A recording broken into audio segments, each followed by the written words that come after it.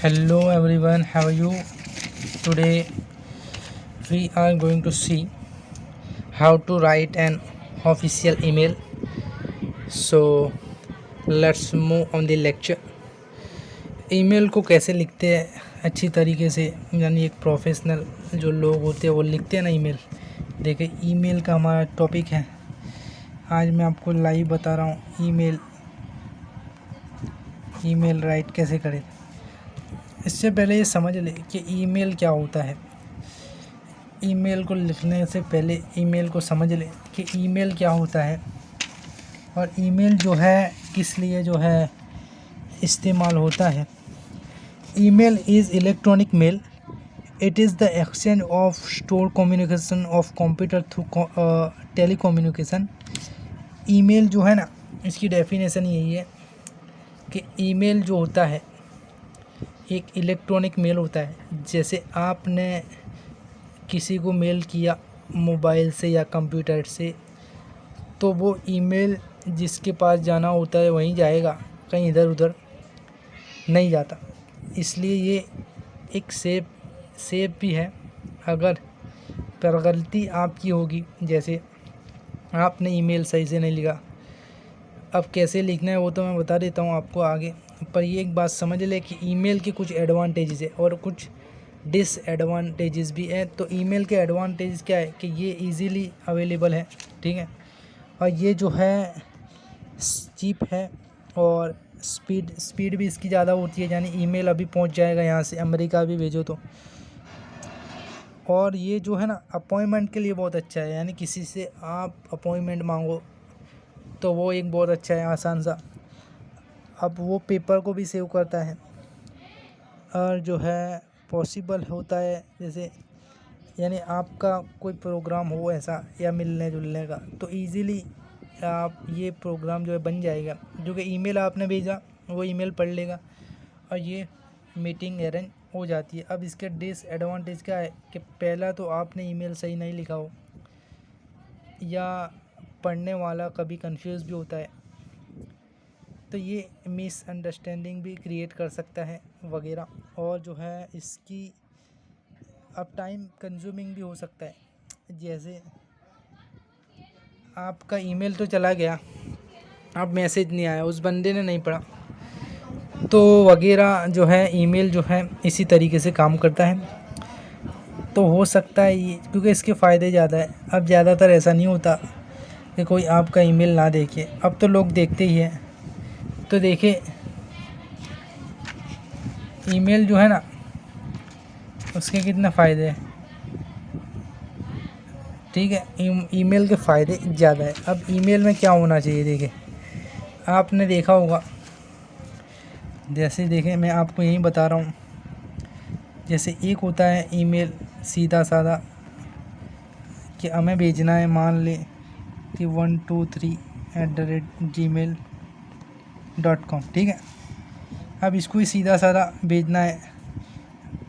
अब नीचे आपने देखा होगा CC होता है और BCC होता है, ठीक है। CC को कहते हैं कर्टेसी, अब BC कर्टेसी कॉपी, BCC को कहते हैं ब्लाइंड कर्टेसी कॉपी, ठीक है। अब देखें एक होता है रिसिपिएंट, ये तो हो गया रिसिपिएंट। अब देखिए इसके बाद क्या आएगा, सब्जेक्ट,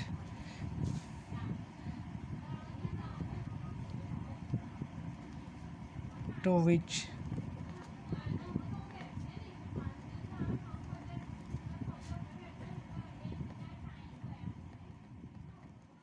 वो चीज़ होती है जिसके लिए आप इसको ईमेल लिख रहे हो। सब्जेक्ट होता है यानी कौन सा काम है। अभी आपने मान ले कि किसी गवर्नमेंट अधिकारी को मेल किया है कि हमारे ये इलाके में जो है ये गटर लाइन की समस्या है, गटर लाइन की ये जो है गटर लाइन की जो है समस्या है। जैसे आपने देखा होगा कि ईमेल में ऐसा लिखा होता है ना, आई ट्राई। ईमेल में आपने देखा होगा सब्जेक्ट को ऐसे लिखते हैं, हेडिंग,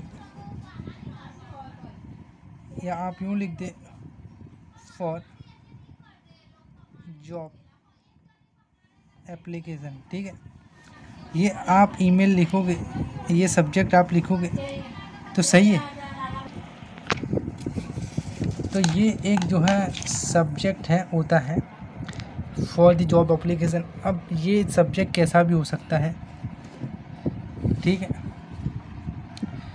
अब सब्जेक्ट, सबसे पहले सब्जेक्ट आएगा, ठीक है, फिर हेडिंग लगा दे, हेडिंग कहते हैं या ग्रीटिंग, ठीक है। जैसे हम कहते हैं डियर सर मैम, ठीक है, हेडिंग। उसके बाद आएगा, आपने क्या करना है, उसके बाद जो है ना, हेडिंग लिखा, सब्जेक्ट लिखा, हेडिंग लिखा। अब आपने मेल लिखना शुरू करना है, मैसेज, इसको हम कहते हैं, मैसेज भी कहते हैं, ठीक है। आपने जो टॉपिक है आपका पूरी बात समझानी है। 2 पैराग्राफ हो गए, पैराग्राफ 1, पैराग्राफ 2। पैराग्राफ 2 किसका होगा, ये बात आपको पहले बतानी है, ठीक है। टॉपिक रखना है पहले इसमें, ठीक है। अब यहाँ पे अंडरस्टूड करवाना है कि पहले में टॉपिक आपने रखा, दूसरे में आपने अंडरस्टूड करवा दिया, तो बात आपकी साफ़ हो गई। ये 2 पैराग्राफ में होना चाहिए, ठीक है। आखिर में आपने क्या करना है कि ये फॉर्मल लेटर हो ना, फॉर्मल लेटर और इनफॉर्मल लेटर 2 होते हैं, ठीक है। अब फॉर्मल में क्या करना है, जैसे योर्स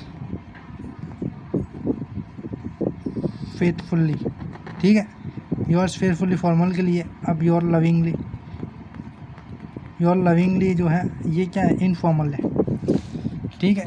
पहला क्या है, सब्जेक्ट, हेडिंग आएगा डियर सर मैडम, या डेट भी यहाँ लिख दे नीचे, ठीक है। अब मैसेज ऐसे लिखना है, पहले में अब टॉपिक बताए, मेरी प्रॉब्लम ये है, ठीक है। जिस डॉक्टर को मैसेज कर रहे हैं आप, तो आपने इंग्लिश में लिखना होता है मेल, तब जाके वो समझेगा अच्छे से। इंग्लिश में लिखिए, वो भी अच्छी इंग्लिश हो, चाहे नॉर्मल हो, तो बात समझ में आए। अब देखें पैराग्राफ 2 में आपने उसको समझाना है। देखिए आपने पहले प्रॉब्लम बताई कि मेरी ये प्रॉब्लम है, अब उस प्रॉब्लम आपने समझा दी, पहले एक सेंटेंस में आपने बता दिया, 2-3 लाइनों में यूँ हुआ। अब पूरी बात आपने समझा दी, तब वो डॉक्टर को आसानी हो गई कि बात, मैसेज आपने पक्का दे दिया। फिर कह दे फॉर्मल लेटर, क्योंकि डॉक्टर जो है उसको योर फेथफुली लिखना पड़ेगा, ठीक है। योर्स लविंगली आपको फ्रेंड्स को लिख सकते हैं, योर इनफॉर्मल लेटर राइटिंग में, फॉर्मल में तो यही आएगा। अब ये तो हो गया, मैसेज लिख दिया आपने, अब भेज दिया। पर ये क्या होते हैं, ये जो है ईमेल जो है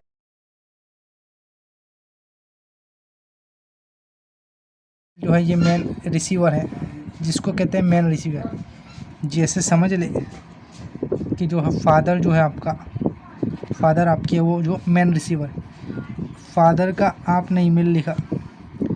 अब सीसी क्या होता है, सीसी में किसका ईमेल लिखे, क्यों लिखे और क्यों ना लिखे। सीसी होता है कर्टसी कॉपी, आप जो है उसको भी ईमेल भेज रहे हैं, जिसको नहीं, आप जिसको ईमेल भेज रहे हैं उसको भी मालूम है ये सीसी में ये होता है। सीसी में ये होता है कि आपने जो ईमेल इस रिसीवर को भेजा है, फादर को, वही ईमेल मान लेंगे यहाँ ब्रदर में, आपका ब्रदर है, सीसी में कर्टसी कॉपी, सीसी में आपने उसका ईमेल डाल दिया 786@786@gmail.com। समझने के लिए कह रहा हूँ कि ये मेन रिसीवर है, ईमेल इनको जाएगा और इनको भी जाएगा, क्योंकि इनका आपने ईमेल लिखा हुआ सीसी में, ताकि एक कॉपी इनके पास सेव रहेगी, फ्यूचर में आपके काम आ सकती है। तो ये सीसी आप लिख भी सकते हैं एज़ पर रिक्वायरमेंट, ठीक है। कर्टेसी कॉपी ये इसको मालूम होता है कि आपने जो है इसको भी मेल पहुंचाए। अब इसमें नहीं होता, देखो ब्लाइंड कर्टेसी कॉपी का मतलब ये होता है कि जो मेन रिसीवर है ना, ये फादर, उनको भी मालूम नहीं कि आपने ये ईमेल इनको भी पहुंचाया है। ब्लाइंड जो है कर्टेसी है, इसका मतलब ये है कि इनको मालूम नहीं मेन रिसीवर को कि आपने जो है ईमेल यहाँ भी पहुंचाया है। वो आपकी सिस्टर हो सकती है या आपका कोई फ्रेंड हो सकता है। तो आपने ब्लाइंड कर्टेसी कॉपी भी, क्योंकि ये ज़रूरी तब होता है कुछ ऐसी कंडीशन होती है जिसमें बताना पड़ता है कि एक ऐसा ईमेल हो आपके पास, तो ये ईमेल आपके पास भी रह सकता है, ताकि ये ना हो कि हमें ईमेल नहीं पहुंचा, ये कहेंगे ईमेल नहीं पहुंचा, तो ये एक प्रूफ बन सकता है BCC, ब्लाइंड कर्टेसी कॉपी। तो इस तरीके से आपने ईमेल सेंड करना है। कि पहले जो है ये CC लिखना है नहीं लिखना आपकी अपनी बात है। नॉर्मल ईमेल तो यही होता है कि ईमेल लिख दिया, सब्जेक्ट में आपने कुछ लिख दिया। अब सब्जेक्ट नीचे भी लिखना है ना, सब्जेक्ट अपना एक अलग लिखना है, 3-4 लाइन का हो सकता है या 2 या 3 लाइन का, उसकी ज़्यादा नहीं, 2-3 लाइन का बहुत है। सब्जेक्ट लिख दिया, फिर हेडिंग आएगा, फिर मैसेज आएगा। मैसेज 2 पैराग्राफ में लिखना है। मैसेज जो है 2 पार्ट में लिखना है। पहला पैराग्राफ में बात रखनी है, फिर दूसरे में बात आपने समझानी है। फिर कह रहे हैं फॉर्मल लेटर है तो ये देखें, योर्स फेथफुल्ली, और इनफॉर्मल में योर लविंगली। तो इस तरीके से ना ईमेल लिखा जाता है। एक ईमेल में आपको लिख के दिखा दूंगा बाद में कि ईमेल हम कैसे लिखते हैं इंग्लिश में। तो आपने जो है इस तरीके से प्रैक्टिस कर ली, क्योंकि आप जो है ईमेल किसको भेज रहे हैं, फ्रेंड्स को भेज रहे हैं, कोई मसला नहीं, चाहे कैसा भेजो आप। वहीं आप किसी प्रोफेसर को भेज रहे हैं, प्रोफेसर को ईमेल भेज रहे हैं, तो वहाँ मसला हो जाएगा, क्योंकि वो समझ जाएगा कि ये बंदा ज़्यादा जो है पढ़ा लिखा नहीं है, और ईमेल आपका हो सकता है वो खोल के भी ना देखे, नॉट ओपन भी ना करे, क्योंकि वो सब्जेक्ट देख के न, ज़्यादातर लोग सब्जेक्ट देख के ईमेल ओपन करना है नहीं करना वो समझ लेते हैं। तो सब्जेक्ट आपका एक क्लियर है कि हमें ये सब्जेक्ट है हमारा, इसके लिए हमने ईमेल भेजा है। तो बात यही है, सब्जेक्ट आपका, इंग्लिश आपकी अच्छी हो, इतना तो चलो लिखा हो कि सब्जेक्ट तो अच्छा हो आपका, ठीक है। तो यही तरीका है ईमेल का, और इसका जो डिफरेंस है CC और BCC का वो आप समझ लिया है आपने। कोई भी आपको क्वेरी हो तो बात हमें ज़रूर बता दें बाद में, ताकि इसका सॉल्यूशन आ जाए। तो एक ईमेल और लिखूँगा मैं, ये तो आपको समझा दिया। ईमेल पूरा लिख के दिखा लूँगा कि आपने कैसे ईमेल लिखना है। तो let's end of the lecture today, we will meet soon, stay home, stay safe, thank you very much.